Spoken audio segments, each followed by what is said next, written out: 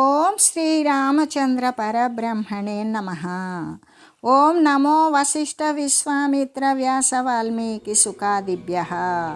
ఓం శుక్లాంబరధరం విష్ణుం శశివర్ణం చతుర్భుజం ప్రసన్నవదనం ధ్యాయేత్ సర్వవిఘ్నోపశాంతయే. ఓం నమో బ్రహ్మాదిభ్యో బ్రహ్మ విద్యా సంప్రదాయ కర్తృభ్యో వంశ ఋషిభ్యో మహద్భ్యో నమో గురుభ్యః. ఓం శ్రీరామో రామభద్రశ్చ రామచంద్రశ్చ శాశ్వతః రాజీవలోచన శ్రీమాన్ రాజేంద్రో రఘుపుంగవః. శ్రీ యోగ వాసిష్టము నిర్వాణ ప్రకరణము పూర్వార్ధము. అయితే ఉత్తమ స్త్రీ కదా, చూడాలా. ఈ విధంగా తన యొక్క భర్త దేహాన్ని చూసింది. అప్పుడు చూసి అది శుభ్రంగా, ఎలా అంటే మరి తేజస్సుతో ఉన్నట్లుగానే చూసింది. తన యొక్క దేహాన్ని వదిలిపెట్టడానికి నిశ్చయించుకున్న ఆమె తన దేహాన్ని వదిలిపెట్టడానికి నిశ్చయించలేదు.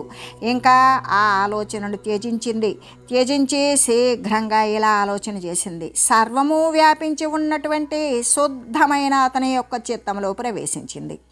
అక్కడనే ఉండి దీర్ఘకాలానికి సమాధి నుండి లేచేటువంటి ఆయన అంటే నా పతిని నేను ఇప్పుడే మేల్కొల్పుతాను. ఒకవేళ కనుక నేను ఈతనిని ఇప్పుడు మేలుకొల్పలేదనుకో, కాలక్రమంగా ఇతడే స్వయంగా జాగ్రత్తలోకి వస్తాడు. కానీ ఒంటరిగా నేను ఎలా ఉండాలి? ఆయన ఎప్పటికో మెలకువలోకి వస్తే అప్పటిదాకా నేను ఎందుకు ఒంటరిగా ఉండాలి? ఉండలేను కదా. కాబట్టి సమాధి నుండి అతనిని నేను మేల్కొల్పుతాను. ఇలా ఆలోచన చేసింది. చూడాలా, ఇంద్రియ పంజర రూపమైనటువంటి ఆ శరీరాన్ని, తన యొక్క శరీరాన్ని వదిలింది. ఆమెకు ఆకాశ గమనమే కాదు, పరకాయ ప్రవేశం కూడా వచ్చు. అంటే ఇతర శరీరాలలో ఎలా ప్రవేశించాలో కూడా తెలుసు. ఆ విధంగా తన దేహాన్ని వదిలి తన భర్త దేహంలో ప్రవేశించింది. అతని యొక్క మొదట నుండి చివరి వరకు ఉన్నటువంటి ఆద్యంతరహితమైనటువంటి శుద్ధతత్వమునందు స్థితి పొందింది. అక్కడ సత్వయుక్తుడైనటువంటి ఏ శుద్ధ సత్వముతో కూడిన తన భర్త యొక్క నిర్వికల్ప సమాధి యందు, అంటే జలక్షీరములలాగానే పాలు నీళ్లు ఏ విధంగా కలిసిపోతాయో అలాగే చైతన్యముతోడా ఏకరసభూతమై ఉన్నటువంటి ఆయన యొక్క బుద్ధి పరమాత్మ యందు లీనమై ఉన్నది. ఆ బుద్ధిని వేరు చేయాలి అని అక్కడ చలనాన్ని కలిగించింది. ఆ చలనక్రియ అంటే స్పందక్రియను చేసి మళ్ళీ కూడా ఏం చేసింది? పక్షి కనుక తన గూటి యందు ప్రవేశించినట్లుగానే ఆమె కూడా ఆ శిఖిధ్వజ మహారాజు శరీరం నుండి బయటకు వచ్చి తిరిగి తన యొక్క శరీరంలో ప్రవేశించింది. అంటే ఆ తర్వాత ఇంకా కూడా ఆమె కుంభఋషి రూపాన్ని ధరించి పుష్పాలతో నిండిపోయి కనబడుతూ ఉన్నటువంటి స్థలం మీద కూర్చొని తుమ్మెదల యొక్క సమూహాన్ని శబ్దరహితం చేసినట్లుగానే సామగానము అనేటువంటి దానిని ఒక గానం, సంగీతంలో ఒక గానం చేస్తూ ఉన్నది.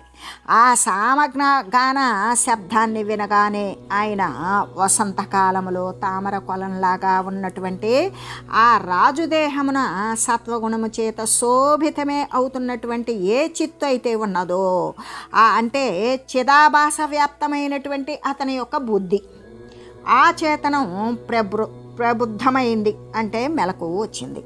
సూర్యుడు కమల సరోవరాన్ని వికసింపజేసినట్లుగానే సత్వ సంపత్తిని గ్రహించేటువంటి ఆ యొక్క శిఖిధ్వజ మహారాజు అప్పుడు తను దృష్టిని బయటికి వికసింపజేశాడు. తన కన్నులు తెరిచాడు. అంటే సమాధి యందు మూసుకొని ఉంటాడు కదా కన్నులు, అలాగా తన కన్నులు బయటికి వికసింపజేశాడు. ఆ తర్వాత దివ్య శరీరధారి అయి అన్యమైనటువంటి మూర్తి భవించిన సామవేదంలాగానే ప్రకాశిస్తూ, సామవేదంలాగానే కనబడుతూ తన ఎదుట ఉన్నటువంటి కుంభ ఋషిని చూశాడు. తన ఎదుట ఎవరున్నారు? దివ్యమైన శరీరాన్ని ధరించిన వాడై ఇతరమైనటువంటి మూర్తి భవించినటువంటి సామవేదమా అన్నట్లుగానే ఆయన శరీరాన్ని చూసి కుంభ ఋషిని చూసి అహోబత వయం ధన్యాః పునః ప్రాప్తో మునీస్వతః ఇత్యేవోదాహరన్ రాజా కుంభాయ కుసుమం దదౌ. ఆహా, మేము ధన్యులమైతిమి. ఈ ముని స్వయంగానే మరలా ఇక్కడికి వచ్చి ఉన్నారు. అని మాట్లాడుతూ రాజు కుంభునకు పుష్పాలను ప్రదానం చేశాడు. పుష్పాలను ఇచ్చి నమస్కరించాడు. నమస్కరించి, ఓ మహాత్మా, తమ యొక్క పవిత్ర చిత్తమున మరలా కూడా మేము గుర్తుకు వచ్చాము. మేము మళ్ళీ కూడా మీకు ఉదయించాము కాబట్టే ఇది మా సౌభాగ్యము అయ్యున్నది. లేదా నా భాగ్యము చేత మహాత్ములు ఇతరులను అనుగ్రహించుట కోసమే స్వయంగానే మీరు ఉద్యతులై ఇంకా నన్ను అనుగ్రహించడం కోసం మీ అంతటికి మీరే వచ్చారా? మహాశయ, మమ్ములను పవిత్రం చేయడానికే, మరి మా జీవనము పవిత్రం చేయడం కోసమే తమ యొక్క రాక అయి ఉన్నది. అందుకే వచ్చారేమో. అలా కాకపోతే తమ యొక్క రాకకు, మీ యొక్క ఆగమనానికి మరి ఒక కారణము ఏమన్నా ఉంటే తెలియజేయండి అనగా, అప్పుడు కుంభరూపధారిణి అయినటువంటి చూడాల ఇలా చెప్తూ ఉన్నది. యతః ప్రభృతి యాతోస్మిన్ త్వత్సకాశాద నిందితః తతః ప్రభృతి చేతో మే త్వయైవేహ సమం స్థితం. ఓ రాజా, అనిందితుడవకు, నిన్ను నిందించడానికి వీలు కానటువంటి స్థితి. నీ యొక్క సమీపానికి నేను ఎప్పుడు వచ్చానో అప్పటి నుండి కూడా నా చిత్తము నీతో కూడా కలిసి ఎక్కడైనా స్థితిని పొంది ఉన్నది.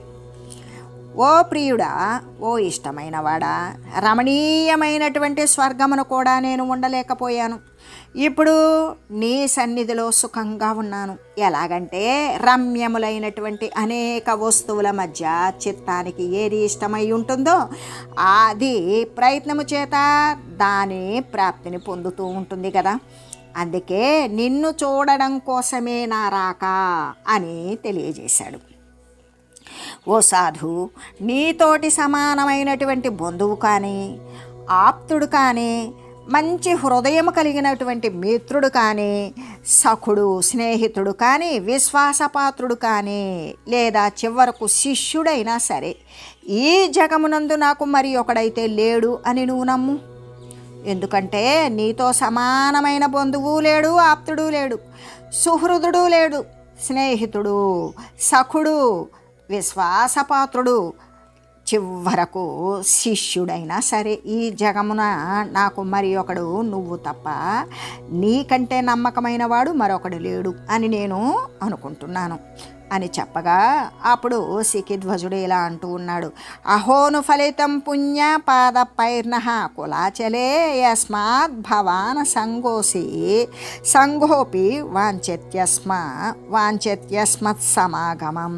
మహాత్మా, ఆహా, ఈ మందర పర్వతం పైన ఉన్నటువంటి పవిత్రమైన వృక్షాల చేత నా పుణ్యము ఫలించింది. ఎలాగంటే, తామరు దేనికి అంటని వారైనప్పటికీ కూడా, అసంగులే అయినప్పటికీ కూడా నా యొక్క కలయికను కోరుకుంటున్నారు. నాతో ఉండడానికి మీరు ఇష్టపడుతూ ఉన్నారు. ఓ ప్రభు, ఇదిగో ఉత్తమ వనము. ఇది చాలా ఉన్నతమైనటువంటి అడవి. ఇవిగో రమణీయమైనటువంటి వృక్షాలు, అనేక వృక్షాలు రమణీయంగా పూలతో మరి ఫలాలతో కూడా నిండి ఉన్నవి. తమరను సత్కరించేటువంటి వీడు తమ భృత్యుడు. తమరిని ఈ పుష్పఫలాదుల చేత సత్కరించేటువంటి నేనునే మీ యొక్క సేవకుడును. కాబట్టి స్వర్గము తమకి రుచించలేదనుకో, తమకు స్వర్గం కూడా ఇష్టపడలేదనుకో, మీరు ఎక్కడనే నివాసం ఉండండి అని చెప్పాడు. చెప్పి ఇంకా కూడా ఇలా అంటూ ఉన్నాడు. ఓ సాధు, తమరు చెప్పినటువంటి యోగయుక్తి చేత నేను ఎలాంటి విశ్రాంతినైతే పొంది ఉన్నానో అటువంటి విశ్రాంతి స్వర్గమందు కూడా లేదు అని నేను కూడా నమ్ముతూ ఉన్నాను. అటువంటి స్వచ్ఛమైన ప్రకాశముతో కూడి ఉన్నట్టు స్థితిని ఆశ్రయించుకొని ఇక్కడ స్వర్గమును కానీ భూమిపై కానీ మీరు యథేచ్ఛగా సంచరించండి అని సికిధ్వజుడు చెప్పాడు. అప్పుడు కుంభుడు ఇలా అంటూ ఉన్నాడు. పదే పదే మహానందే కచిద్ విశ్రాంత వానసి ఇదం భేదమయం దుఃఖం కచిత్ సంత్యక్త వానసి. ఓ రాజా, మహత్తరమైనటువంటి పరమపదమునందు నీవు విశ్రాంతిని పొంది ఉన్నావా? అంటే దుఃఖముతో నిండిపోయినటువంటి భేదాలతో కూడినటువంటి ఈ సంసారాన్ని నీవు ఏమైనా వదిలిపెట్టావా? విచారింపని కారణము చేత నీకు రమణీయంగా కనబడేటువంటి సంకల్పాల యందు కూడా, నీరసములైనటువంటి అనుభవాల యందు కూడా నీ యొక్క అత్యంత ప్రీతి అనేది పూర్తి నశించిందా? అంటే ఈ హేయోపాదేయ దశ కంటే కూడా, అంటే వదిలిపెట్టడం కానీ గ్రహించడం కానీ, వదిలిపెట్టడం అంటే త్యజించడం కానీ స్వీకరించడం కానీ, ఈ యొక్క దశ కంటే కూడా అతీతమై శాంతమై సమస్థితి కలిగి ఉన్నటువంటి నీ యొక్క స్థితి, అంటే ఇష్టములు అయిష్టముల యందు ఈ ఈ ఇష్టాల దశ కంటే కూడా దానిని అతిక్రమించినది శాంతమై సమభావముతో సమస్థితి కలిగి ఉన్నటువంటి నీ యొక్క చిత్తము యథాప్రాప్తములైనటువంటి వస్తువుల యందు ఎటువంటి ఉద్వేగము లేకుండా స్థిరముగా ఉన్నదా అని అడిగాడు కుంభుడు. అప్పుడు శిఖిధ్వజుడు ఇలా చెప్తూ ఉన్నాడు, త్వత్ప్రసాదేన భగవన్ దృశ్యాతిగా గతి ప్రాప్త సంసార సీమాంతో లబ్ధో లబ్ధవ్యా నిశ్చయ. ఓ మహాత్మా, తమరి యొక్క అనుగ్రహము చేత నేను దృశ్యానికి ఇతరమై పరమై ఉన్నటువంటి గతిని నేను దర్శించాను. సంసారం యొక్క సీమాంతము అంటే ఈ సంసారము అంటే జనన మరణ స్థితి, దీని యొక్క హద్దు నేను పొంది ఉన్నాను. అంతేకాదు పడయదగినటువంటి ఏది పొందాలో ఆ పొందవలసినటువంటి నిశ్చయమైనటువంటి పదార్థాన్ని కూడా నేను పొంది ఉన్నాను. చాలా కాలమైన తర్వాత ఇప్పుడు 3 దినాల వరకు కూడా నేను ఈ 3 రోజుల వరకు కూడా నేను నిర్విఘ్నమైన ఎటువంటి విఘ్నాలు లేనటువంటి శాంతిని పొందాను. ఈ శాంతిని నేను ఇంతకుముందు ఎప్పుడూ పొందలేదు.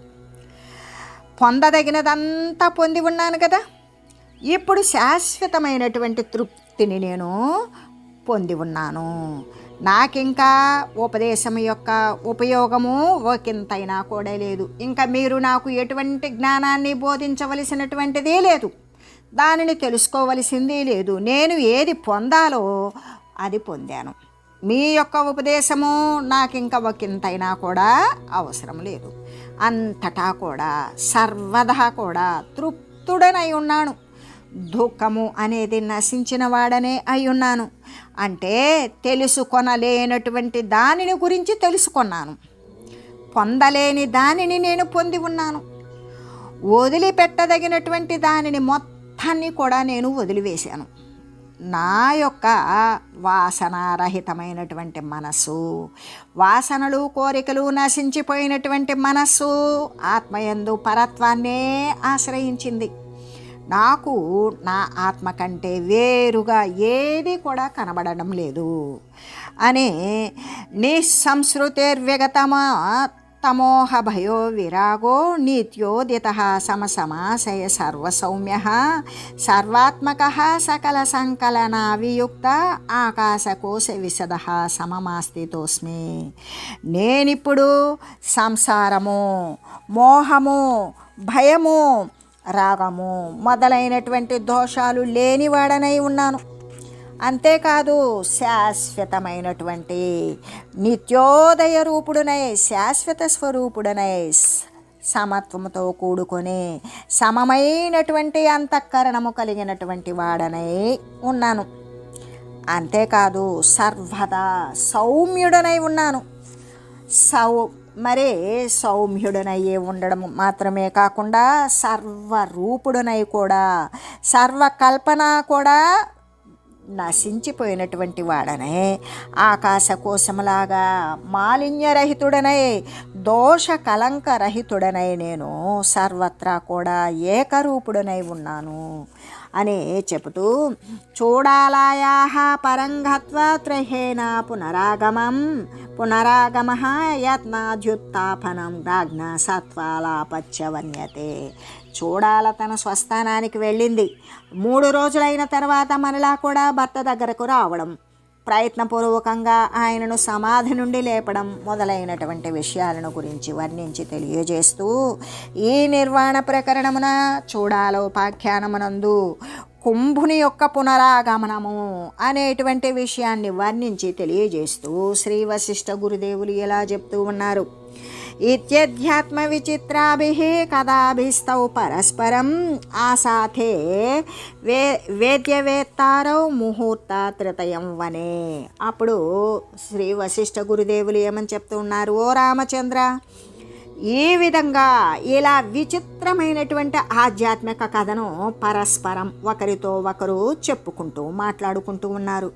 ఆ జ్ఞానులు ఇద్దరూ కూడా ఒకరితో ఒకరు ఆ వనమునందు 4 గడియల వరకు కూడా ఉన్నారు.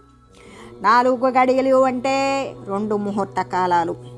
ఈ విధంగా ఉండి ఆ తర్వాత అక్కడ నుండి లేచి స్నిగ్ధములైనటువంటి సారస పక్షి ద్వయము చేత శోభితమును, అంటే అందమైనటువంటి ఏ సారస పక్షులు 2 గనక కలిసి ప్రకాశిస్తూ కనబడుతూ ఉంటాయో అలాగే వారు తటాకయుక్తమును ఆ తీరాలలో కలిసి నందనవనాలు లాగానే, మరి అంటే తటాకయుక్తము నందనవనము లాగానే, అక్కడ పూల చెట్లతో కూడినటువంటి తీరములాగానే, ఏది నీటి తీరములాగానే, అలాగే ఆనందదాయకాలైనటువంటి వారు ఇక ఆనందాన్ని ఇచ్చేటువంటిదే అయిన ఒకానొక పర్వత శిఖరం మీద వారు ఇద్దరూ కూడా మాట్లాడుతూ విహరిస్తూ ఉన్నారు. అటువంటి జీవన్ముక్తుల యొక్క ఆచారముతో కూడిన వారే వారు ఇద్దరూ కూడా శరీరాలు ఉండగానే ముక్తత్వాన్ని పొంది ఉన్నటువంటి వారు. ఆ దానితో కూడిన వారే వారు ఆయా విచిత్రమైనటువంటి కథలను చెప్పుకుంటూ వారి ఇరువురు కూడా ఆ వన మార్గాల యందు అలా 8 రోజులు గడిపారు. ఆ తర్వాత కుంభుడు మరి ఒక పర్వతవనానికి వెళతాను అని చెప్పాడు. చెప్పి రాజు సరే అన్నాడు. అప్పుడు ఇరువురు కూడా ఆ ప్రదేశాన్ని వదిలి వెళ్ళిపోయారు. అప్పుడు వారు పలు రకాలైనటువంటి వనాలు, తటాకాలు, కుంజాలు, శిఖరాలు ఆ అరణ్యాలయందు విహరించారు. ఇంకా కూడా నదులు, దేశాలు, గ్రామాలు, నగరాలు, ఏ విధంగా వనాలు, మధురధ్వనితో కూడినటువంటి పర్వతాలు, కుంజాలు, తీర్థాలు, ఆశ్రమాలు మొదలైన చోట్ల కూడా వాళ్ళు సంచరించారు. 8 దినాలు అక్కడ ఉన్నారు. తర్వాత మరి ఒక ప్రదేశానికి వెళదాము అని కుంభ ఋషి చెప్పిన మీదట సరేనని వారిద్దరూ కూడా రకరకాలైనటువంటి వన ప్రదేశాలు, అరణ్యాలు, అవన్నీ కూడా నదులు, దేశాలు, గ్రామాలు, నగరాలు, వనాలు, ఈ పర్వతాలు, ఇవన్నీ కూడా ఇంకా ఆశ్రమాలు, పుణ్యక్షేత్రాలు, తీర్థాలు మొదలైన చోట్ల వాళ్ళు సంచారం చేశారు. వారిద్దరూ కూడా సమానమైనటువంటి స్నేహం కలిగిన వారయ్యారు. ఇంకా ఎంత స్నేహము అంటే ఒకరిని ఒకరు వదలలేనటువంటి స్నేహం కలిగిన వారయ్యారు. సమానమైనటువంటి ధైర్యము, ఉత్సాహాలతో కూడుకొని ఉన్నారు. మరి ఒకరితో ఒకరు ఒకరిని ఒకరు పొగుడుకుంటూ ఒకరితో ఒకరు మాట్లాడుతూ ఈ విధంగా ఎల్లప్పుడూ కూడా కలిసే ఉంటూ ఉన్నారు అని చెబుతూ, ఓ రామ, వారిరువురు కూడా కలిసియే ఉన్నారు. దేవతలను, పితరులను కూడా పూజిస్తూ ఉన్నారు, కలిసియే భుజిస్తూ ఉన్నారు. ఇంకా కూడా శీతోష్ణ ప్రదేశాల యందు కూడా సమబుద్ధి కలిగి ఉన్నారు. అక్కడ ఎంత ఉష్ణోగ్రత ఎక్కువ ఉన్నా, ఎంత చల్లని శీతలీకరణం ఉన్నా కూడా అక్కడ వారు సమమైనటువంటి స్థితితో ఇద్దరూ కలిసే తింటున్నారు, కలిసే పూజలు, వ్యవహారాలు చేస్తూ ఉన్నారు, దేవతలను, పితృలను పూజిస్తూ ఉన్నారు. ఈ విధంగా శీతోష్ణ ప్రదేశాల యందు కూడా సమబుద్ధిని కలిగి ఉన్నారు ఇద్దరు. స్నేహముతో కూడినటువంటి ఆ దంపతులు ఇరువురు కూడా ఆ తమాల వన ఖండములందు, అంటే కానుగ చెట్ల యొక్క మరి ఆ కానుగ చెట్ల యందు తిరుగుతూ మందార కుంజాల యందు కూడా మిత్ర రూపంలోనే, అంటే స్నేహితుల రూపంలోనే విహరిస్తూ ఉన్నారు. రామ, గొప్ప వాయువు సుమేరు పర్వతాన్ని జలింపజేసినట్లుగానే ఇది గృహము కాదు అనేటువంటి మొదలైన వికల్పనలన్నీ కూడా వారి మనసును హరింపజాలకున్నది. ఎలాగంటే గొప్ప గాలి ఉన్నది, అది మేరు పర్వతాన్ని చెలింపజేయునట్లుగా మేరు పర్వతం సైతం కూడా కదిలించగలిగినటువంటి ప్రచండ వాయువు మేరు పర్వతాన్ని కదిలించినట్లుగానే మరి వాళ్ళు ఏం చేస్తూ ఉన్నారు, ఇది ఇళ్ళని, ఇది ఇళ్ళు కాదని ఈ మొదలైనటువంటి కల్పనలు వారి యొక్క మనస్సును ఏమాత్రము కూడా హరించలేకపోతూ ఉన్నాయి. ఆ మిత్రులు ఇరువురు కూడా ఒకప్పుడు ధూళి చేత అంటుకున్నటువంటి శరీరాలు కలిగి ఉంటున్నారు. ఒకసారి ఆ చందనాల చేత అలంకరింపబడినటువంటి అవయవాలను కలిగి ఉంటున్నారు. ఒకప్పుడు భస్మము చేత అంటే విభూతి చేత అలంకృతులై చేరిస్తూ తిరుగుతూ ఉన్నారు. అలాగే ఒకప్పుడైతే దివ్యమైనటువంటి వస్త్రాలను ధరిస్తూ ఉన్నారు.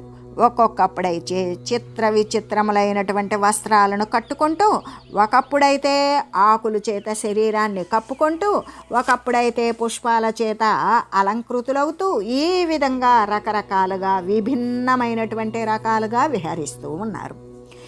కొద్ది రోజులు అంటే కొలది దినాలలోనే అలా కొన్ని రోజులు గడిచిపోయిన తర్వాత సమానమైన చిత్తమే కలిగి ఉన్నారు కదా, ఒకే అనుభూతిని పొంది ఉన్నారు కదా.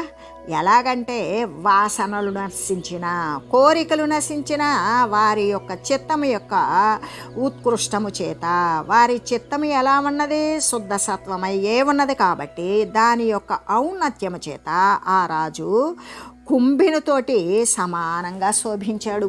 ఆయన కూడా చిత్తము నశించినటువంటి శిఖిధ్వజ మహారాజు ఆ కుంభ ఋషితో సమానంగా తేజరిల్లాడు. ఆ తర్వాత దేవపుత్రునితోటి సమానమైనటువంటి శోభను పొందినటువంటి ఆ శిఖిధ్వజన్ రూపాలుని మానినియగు చూడాల చూసింది. ఆమె అప్పుడు తన భర్తను చూసింది. తన మనసులో ఇలా విచారించుకున్నది, ఈతడు ఉదార చిత్తుడైనటువంటి నా భర్త, ఇవి రమణీయమైనటువంటి వనభూములు, మరి రాగము చేత వంచితము కానటువంటి ఇట్టి స్థితి పరిశ్రమ లేకుండానే నాకు సంప్రాప్తించింది. ఇతను నా భర్తే కదా. యథాప్రాప్తములైనటువంటి భోగాల ఎడల అనివృత్త దశ కలిగిన జీవన్ముక్తులు ఒక భోగ నివృత్తి అందే పట్టుదల వహించి ఉండడం అనేది మూఢత్వము ఉదయించి అవుతూ ఉంటుంది కదా. ఇక్కడ మేమిద్దరం ఎవరము, భార్యాభర్తలము, మేమిద్దరము కూడా ముక్తత్వాన్ని పొందిన వారమే. అయితే వారికి భోగాలు అడ్డము, భోగాలను ఎందుకు నివృత్తించాలి అనేటువంటి పట్టుదల ఎందుకు ఉండాలి, అది మూర్ఖత్వమే అవుతున్నది కదా అని ఆలోచన చేసింది. యథాప్రాప్తమైనటువంటి నా భర్త యొక్క సాహచర్యాన్ని నేను పొందాలి అనుకొని ఉదారాత్ముడైనటువంటి ఆపతి వ్యాధిరహితుడై నవయౌకుడై ఉన్నాడు. ఆమె యొక్క భర్త ఎలా ఉన్నాడు అంటే ఎటువంటి వ్యాధులు లేకుండా సుఖముగా దేహదారుఢ్యంతో నవయువకుడై ఉన్నాడు. తన యొక్క తపస్సంబంధమైన జ్ఞాన సంబంధమైనటువంటి తేజస్సుతో ఉన్నాడు. ఇంకా కూడా పుష్పజాల సమన్వితములైనటువంటి, ఇక్కడ పుష్పాలు అనేటువంటివి మొత్తం కూడా పరచబడి మరి ఆ యొక్క మొక్కలతో లతాగృహాలు అనేవి ఇక్కడ విరాజిల్లుతూ ఉన్నవి. ఆ లతలతో పూ పొదలు అనేవి అనేక రకాలుగా ఇక్కడ కనబడుతూ ఉన్నవి. ఇటువంటి స్థితి అందే కదా స్త్రీ అనేది కామవతి కాకుంటుందో ఆమె హతప్రాయ అవుతూ ఉన్నది. అటువంటి వాటి పట్ల భర్త సమీపంలో ఉండి చుట్టూ పరిసరాలు పచ్చగా ఉండి లత పూపొదరిల్లులు ఇటువంటి ఉండి కూడా తన భర్త పట్ల ఆమె ఆసక్తి కాకుండా ఉన్నట్లయితే ఆమె చచ్చిన దానితో సమానమే అవుతుంది కదా. అంటే ఈ వనాల యొక్క పుష్పలత గృహాల యందు తనకి అధీనుడైనటువంటి తనకిష్టమైన వాడు తన ప్రియుడే అయిన తన భర్తతోటి సుఖంగా మరి సుఖపడనటువంటి రమింపనటువంటి దుష్టవనిత నశించినదే అవుతుంది కదా.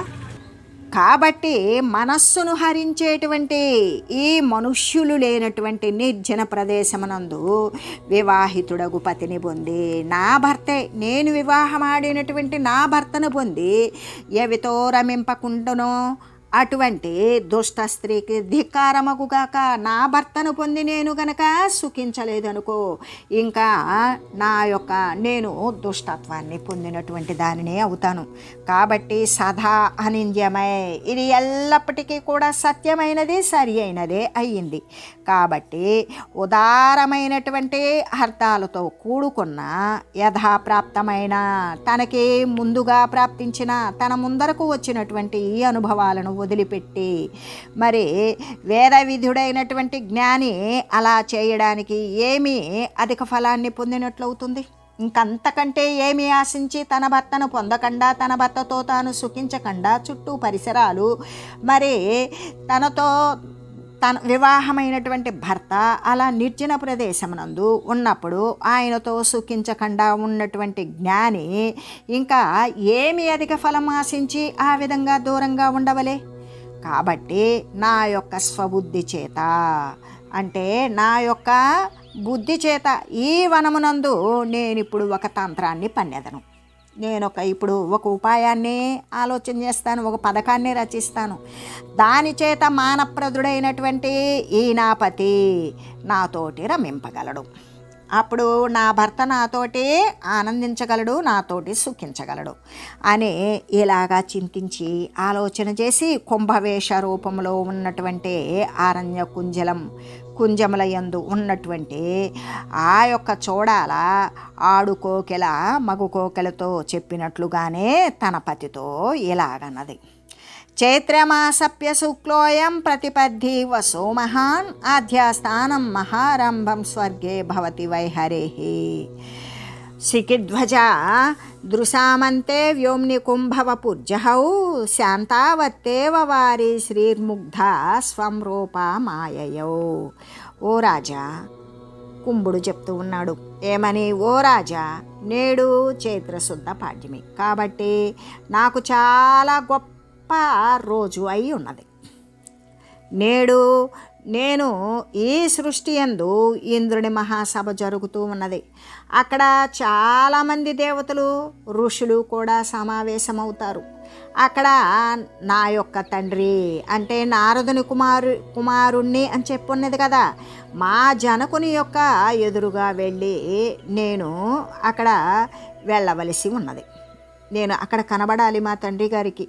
కాబట్టి ఎలాగంటే యథాస్థితమైనటువంటి మర్యాదను ఎప్పుడూ కూడా నేను వదిలిపెట్టకూడదు కదా.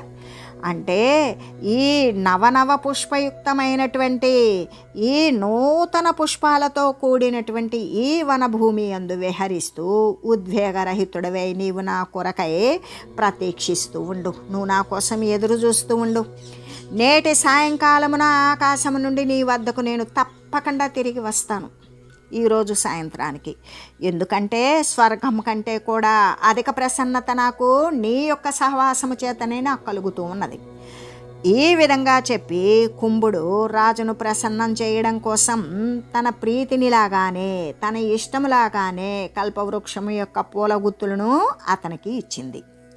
మరలా కూడా వెంటనే తిరిగి రావాలి అని రాజు చెబుతూ ఉండగా ఆ కుంభరూపిణి ధారి అయినటువంటి చూడాల శరదృతువునందలి నిర్జల మేఘంలాగానే అక్కడ ఆ వనం నుండి ఆకాశానికి ఎగిరిపోయింది. అలా ఆ ఆకాశంలోనే వెళుతూ మంచుతో కూడినటువంటి మేఘము మంచు బిందువులనే వర్షించినట్లుగానే ఆ యొక్క అడవి యొక్క గాలి చేత నలువైపులా విస్తరించేటువంటి ఆ పుష్పమాలలతో కూడినటువంటి ఆ పుష్పాంజలి ఆమె క్రిందకు విడిచింది. కుంభుడు వెళ్తూ ఉండగా శిఖిధ్వజుడు అతనిని తన దృష్టి ఆనునంత వరకు కూడా మరి మెడ పైకెత్తి నెమలి గనక మేఘాన్ని చూసినట్లుగానే చూశాడు. బుద్ధిమంతుల ప్రీతి దుస్తాధ్యము కదా. ఏ విధంగా అంటే బుద్ధిమంతుల యొక్క ఇష్టము అనేటువంటిది వదిలిపెట్టలేరు కదా. ఈ విధంగా రాజు యొక్క దృష్టిని మీరి ఎప్పుడు పోయిందో అప్పుడు చూడాలా ఆవర్తము శమింప అంటే సుడిగుండము గనక అణచబడిందనుకో, జలము తన యొక్క పూర్వమైనటువంటి శోభను పొందినట్లుగానే తన కుంభరూపాన్ని వదిలి చూడాల రూపాన్ని ధరించింది.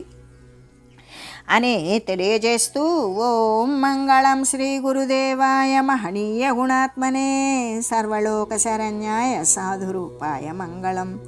ఓం మంగళం కోసలేంద్రాయ రామాయ రామభద్రాయ చక్రవర్తి తనూజాయ సార్వభౌమాయ జానకీ వల్లభాయ శ్రీరామచంద్రాయ మంగళం.